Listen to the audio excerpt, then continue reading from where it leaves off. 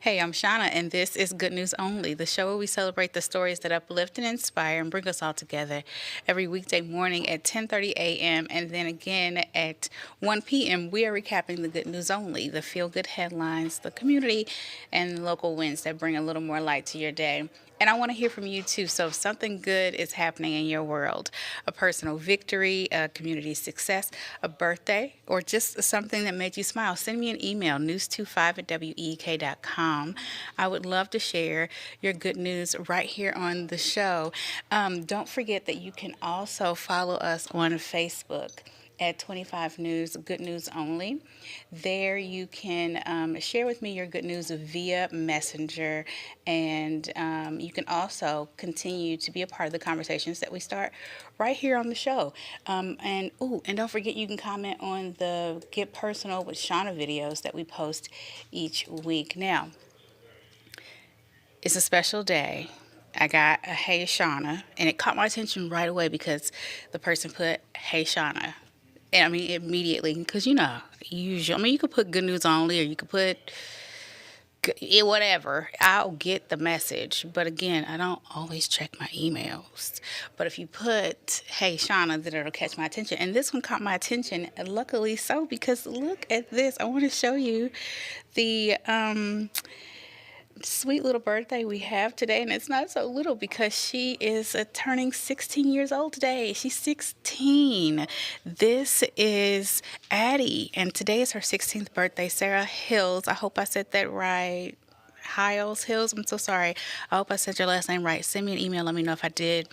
But today is her daughter's 16th birthday. Isn't she gorgeous? I just thought that was the most precious thing. She just exudes like gentleness and kindness. She looks so sweet. So I just like to wish her a happy birthday.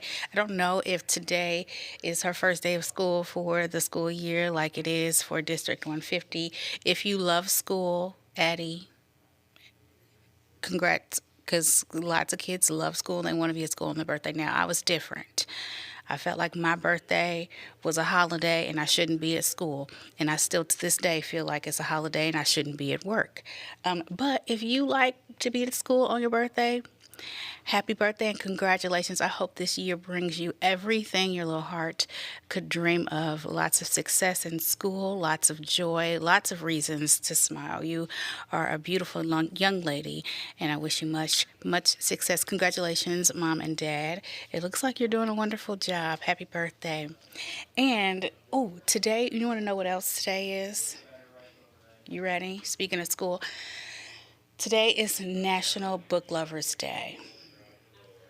It is, and for all of you people who love books, all of you readers, I think everyone should be a reader. I thought that I would just give you a couple of throwbacks. Now, I went to this bookstore yesterday, and we're gonna have it's Stacey Harden's bookstore, and we're gonna talk about it in an upcoming show. We're gonna have her come on to talk about the bookstore. But I visited the bookstore to visit her, and look what I found in her free book oops sorry her free book section. This is one of my favorite books because it's Book Lovers Day. I thought I would show it to you, some of my favorites that I found on her free books card. Stop by there, look at that. This one was a great book. I showed it to my sister yesterday, and she said, "Oh, I may have to reread that." And these were books from when I was in school. What is your favorite book? Send me an email, news25week.com.